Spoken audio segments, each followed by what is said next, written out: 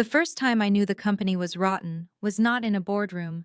It was in the lobby, under the giant glass logo that looked like a luxury watch brand, but paid people like it was a laundromat. A check landed on my reception desk with a bright red stamp across the front. Reversed. Not insufficient funds. Not stop payment. Reversed. Like the universe decided the money was never real. The courier who dropped it off did not even flinch. He slid it toward me like a used napkin and said, "Payroll asked me to bring this back." Then he walked out into the rain. I stared at it, then at the lobby. The lobby was gorgeous. Polished stone, abstract art, and a fountain that sounded like wealth whispering. The people who walked through it every morning carried laptops and confidence like they were born with both. I carried a name tag and a high school diploma, and the knowledge that my rent did not care about fountains. My name is Riley Hart. I never went to college, not because I was lazy, because my mother got sick when I was 19, and the bills arrived faster than hope. I took the first job that would hire me without asking for a degree, receptionist at Northline Freight Systems, a logistics company that moved medical supplies and snack foods and entire pallets of regret across half the country. Receptionist is a polite word for gatekeeper, therapist, and human traffic cone. I learned the company by listening. People tell the front desk everything because they think you are furniture. They say the quiet parts out loud while you are smiling and handing them visitor badges.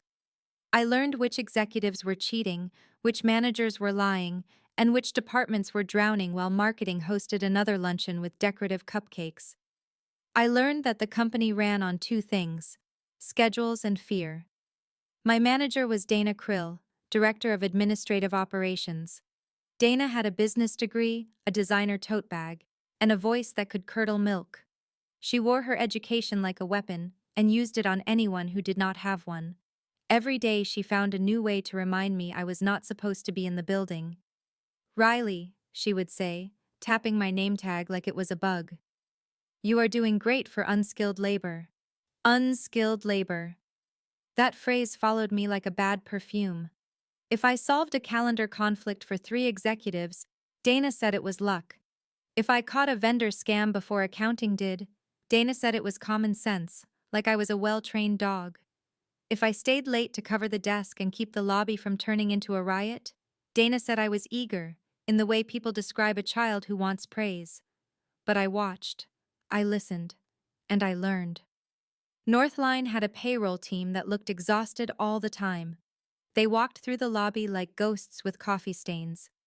One day, the payroll coordinator, a woman named Mina, dropped a folder at my desk and swore under her breath. I slid the folder back to her and said, "Rough morning." Mina laughed, sharp and humorless. "Rough decade." I should have let it go. I should have stayed in my lane, answered phones, smiled, and survived. But then I remembered the reverse check and the rain and the fountain that sounded like lies. So I asked Mina a question that changed everything. "Want help?" Mina looked at me like I had offered to juggle knives. "You do not have a degree." I smiled. "Neither does my rent."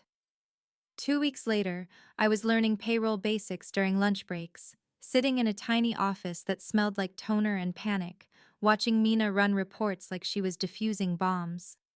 Dana saw me in that office once, and her eyes narrowed. "Oh," she said. "Our receptionist is playing accountant now." I did not correct her. I just kept learning, because I already knew the truth. People like Dana do not fear mistakes, they fear witnesses. Mina taught me payroll the way you teach someone to survive a storm. Not with theory, with bruises. She showed me how one missing digit could turn overtime into a lawsuit, how a wrong tax code could trigger letters from agencies that do not smile, how the system was held together by workarounds and old files named things like final, use this one. Northline used a payroll platform called Payhaven. The name sounded comforting. The reality was a haunted basement. It connected to time clocks in warehouses across 5 states, contractor invoices, union rules, and bonus structures for sales teams who thought math was a rumor. Mina handled it all like she had 8 arms. Then one Thursday, she coughed through the entire morning, eyes glassy, hands shaking. At noon, she put her head on her desk and whispered, "I cannot do this today." I had never seen a grown adult surrender like that. It terrified me. So I did the next payroll run with her sitting beside me, giving instructions like a flight controller. I followed the checklist. I validated totals. I flagged anomalies. I corrected 3 time entries that would have overpaid one warehouse by nearly $40,000. The system did not thank me. It never does. It just did not explode. At 6:10 p.m., Mina stood up, looked at me, and said, "You saved my job." At 6:11 p.m., Dana Krill walked in. Dana looked at me at the payroll desk like I was a stain on white carpet. She did not ask why I was there. She did not ask if Mina was sick. She did not ask if the run was complete. She asked one thing, in that smooth, poisonous tone. "Are you pretending you belong here again?" Mina tried to speak. Dana cut her off with a raised hand, like swatting a fly. "Riley," Dana said, "you are a receptionist. You answer phones. You smile. That is your contribution." I felt my face heat. Mina started coughing again, hard, ugly coughs. So I said, "Mina is ill. Payroll still has to run." I ran it. Dana laughed once. A short sound, like a stapler snapping shut. "How inspiring," she said. "A self-taught payroll hero." "Tell me, Riley, did you learn that from a podcast?" Mina whispered. "Dana, stop." Dana turned to Mina. "Maybe if you hired people with degrees, you would not need a front desk assistant playing grown-up." I could have argued. I could have pointed at the completed reports. I could have explained the numbers. But I learned something in that moment. Dana was not interested in truth. Dana was interested in hierarchy. So I kept my voice steady and said, "The payroll is balanced. The deposits will process on time." Dana leaned in close, so close I could smell her citrus perfume and her certainty. "You know what you are, Riley?" she said. "You are the kind of employee executives keep around because you are cheap, grateful, and easy to replace." Then she smiled. "Which is why you should stay very quiet." That night, I went home and wrote an email to the CEO. His name was Everett Gage. He had the kind of face that belonged on magazine covers about leadership. He gave speeches about integrity. He posted messages about valuing people. He loved the phrase, "Our greatest asset is our team." I wrote him a simple message, clear, specific, polite. I described Dana, the insults, the comments about unskilled labor, the threats. I documented dates, witnesses, exact quotes. I ended with one sentence. "I want to work here, but I cannot keep being treated like I am less than human." Everett replied the next day with 4 words. "Thank you for raising this." Then nothing happened. Dana got bolder. Mina got sicker. And I got promoted anyway. Not because Dana believed in me, because Northline needed me. When Mina went on medical leave, payroll was drowning. HR panicked. Dana volunteered to oversee payroll, which was like handing matches to a child in a fireworks factory. In the chaos, someone needed to actually run the system. They moved me into payroll with a new title, Payroll Specialist. Dana called me into her office, slid the promotion letter across the desk, and said, "Do not get excited. This is temporary. Consider it a test for unskilled labor." I signed the paper. Then I looked her in the eye and said, "I will pass." Dana smiled back. "Good," she said, "because I am going to make sure you fail." The Northline payroll department was not a team. It was a lifeboat. I ran payroll for nearly 9 months with one assistant and a pile of rules that changed every time a manager wanted to look good on a spreadsheet. The warehouses demanded overtime, sales demanded commissions early, executives demanded perfection. Dana demanded obedience. Dana had a favorite hobby, reminding me that my skills were borrowed, not earned. Every time I caught an error, she said, "That is why we have oversight." Every time I prevented a disaster, she said, you got lucky. Every time I asked for training or certification support, she said, education costs money. You should have thought of that before you skipped college. It was not just cruel. It was strategic. Dana needed me insecure. Insecurity is easier to manage than competence. I kept emailing Everett Gage. Not daily, not dramatically, just steady documentation, like building a case brick by brick. I wrote about Dana's comments. I wrote about the workload. I wrote about gaps in controls. I wrote about how Dana demanded shortcuts. Everett never told me to stop. He never told Dana to stop. He just stayed silent in the way powerful people do when silence benefits them. Then the audit arrived. The company called it Project Clearview, like a clean window. It was not a clean window.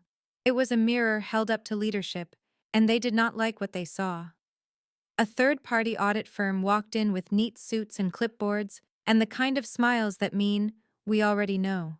They asked for records, approval trails, access logs, corrections history. They asked why payroll adjustments were being approved by people who did not understand payroll. Dana answered with confidence and nonsense. We empower cross-functional leadership, she said. One auditor raised an eyebrow. Cross-functional leadership does not explain why overtime rules were overridden without union approval. Dana laughed like it was a misunderstanding. Systems are complicated. Our staff is learning. Our staff. That was my first warning. Dana was already positioning me as the problem. The staff. The unskilled labor. The auditors pulled me into a small conference room and asked me to walk them through the correction process. I did. Calmly. Clearly. I told them where the real risks were. I told them about Dana forcing rush changes without proper sign-off. I told them about managers sending payroll edits by text message. I told them about Payhaven access controls being ignored because Dana insisted on convenience. I even said, I have raised these concerns to leadership. The auditor asked, who in leadership? I paused. Then I told the truth. Everett Gage. The air in the room got colder. 2 days later, Dana called me into her office. Her door was closed. Her smile was open. Riley, she said, we have a problem. I sat down. I already knew. Dana slid a printed audit finding across the desk. It had my name highlighted. Payroll adjustment errors, documentation gaps, compliance exposure. It looked official. It looked damning. It looked like a story someone wanted to sell. Dana sighed like she was burdened by my existence. The auditors are concerned, she said. They think payroll is not being managed by qualified personnel. Qualified. That word was a knife Dana loved. Dana leaned forward. This is why degrees matter. This is why you cannot learn everything by watching Mina click buttons. My hands stayed still. My voice stayed steady. Dana, I said, show me the access logs. Dana blinked. Why? Because I know I did not make those unauthorized overrides. Dana's smile did not move. I do not need access logs, Riley. I need accountability. I stood up. You mean blame? Dana's eyes sharpened. Watch your tone. I said, I have emails. I have written warnings. I have proof you demanded these shortcuts. Dana's smile finally cracked. Just enough to show teeth. Proof is irrelevant if leadership agrees with me. Then she opened a folder and slid another document across the desk. Termination. Effective immediately. Reason. Gross negligence. My chest went hollow. Not because I was surprised, because I realized how deliberate it was. Dana had waited for the audit like a predator waits for night. I looked at the termination document and said, you are making me the sacrifice so you can keep your job. Dana stood up, smoothing her blazer. Riley, you were always temporary. And now you are expensive. I left her office carrying a cardboard box with my desk things and a new weight in my stomach. In the lobby, I passed the fountain again. It sounded the same, like wealth whispering. But this time I heard something else under it. A quiet, steady pulse. Anger, turning into purpose. Because Dana Krill did not just fire me, she handed me a lawsuit with my name on it.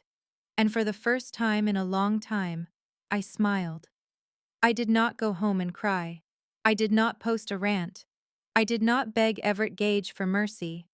I went to a small law office above a bakery where the carpet smelled like sugar and old paper. The lawyer was a woman named Maren Holt. She had sharp eyes, flat shoes, and the kind of calm that tells you she has seen monsters and billed them hourly. Maren listened while I told my story.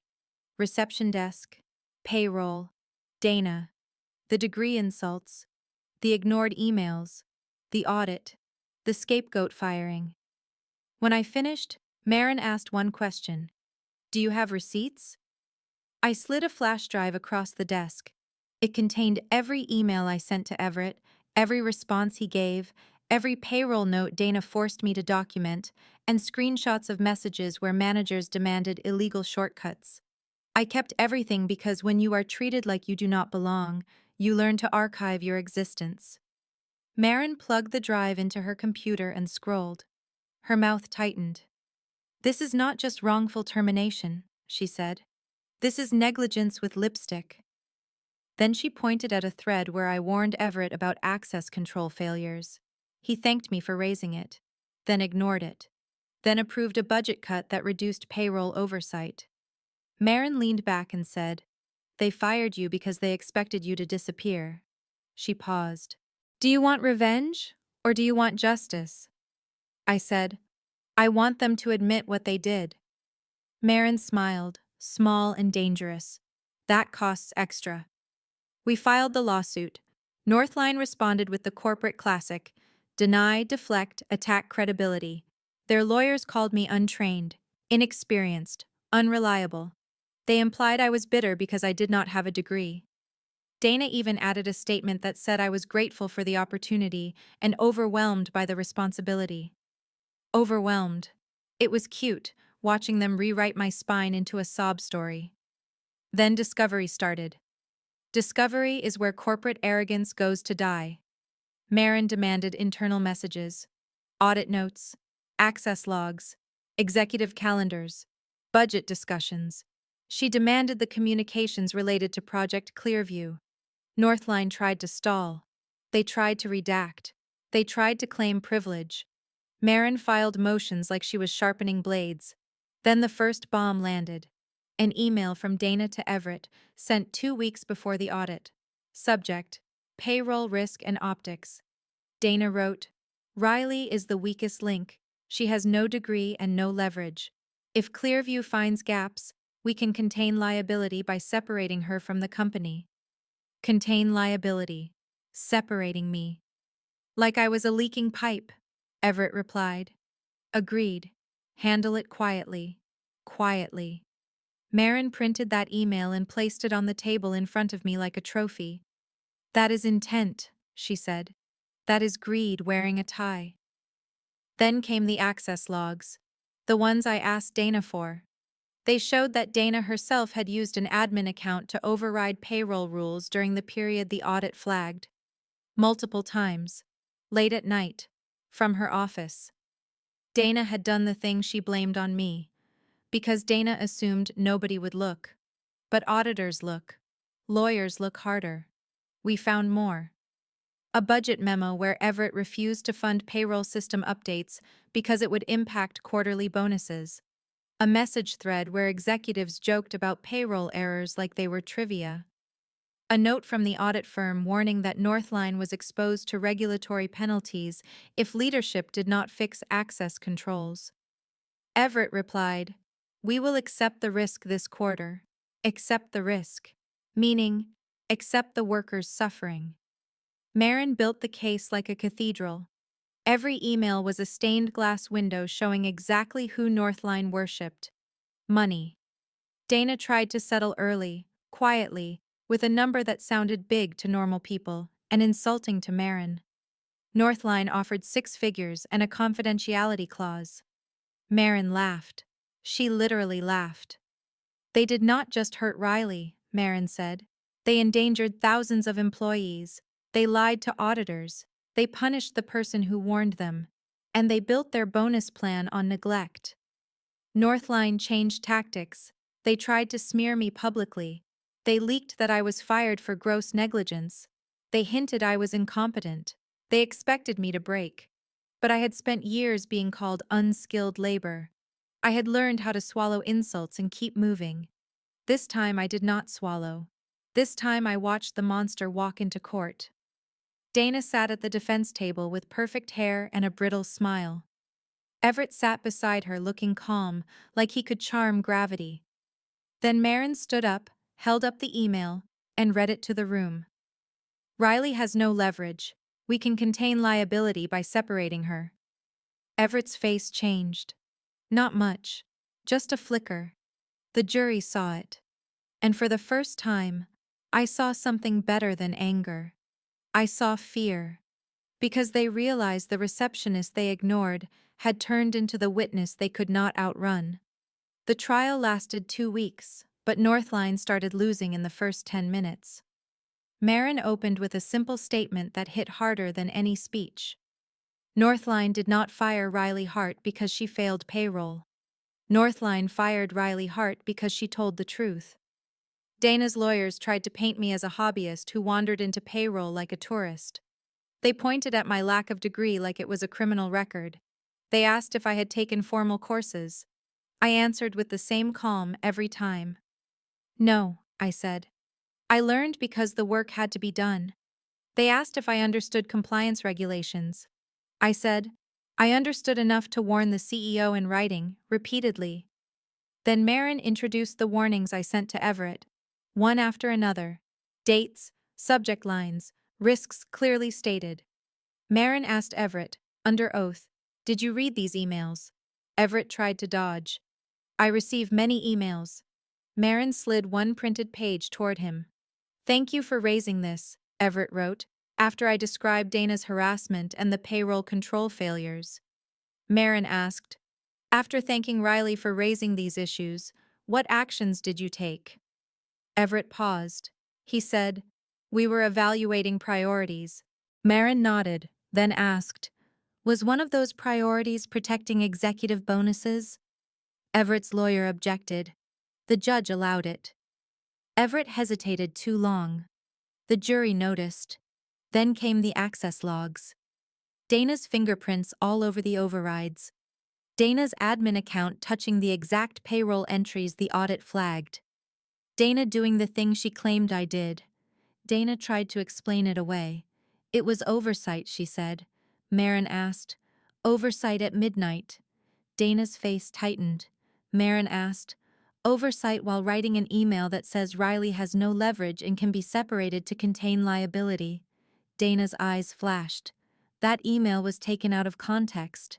Marin smiled. Context is why we are here. The defense tried to argue that I was fired for performance. Then Marin introduced my performance reviews. Exceeds expectations. Reliable. Detail-oriented. Critical support. Signed by Dana. Dana had praised me until she needed me disposable. Then Marin introduced the audit firm warning. Northline was told to fix the access controls. Northline refused. Northline accepted the risk to protect quarterly numbers.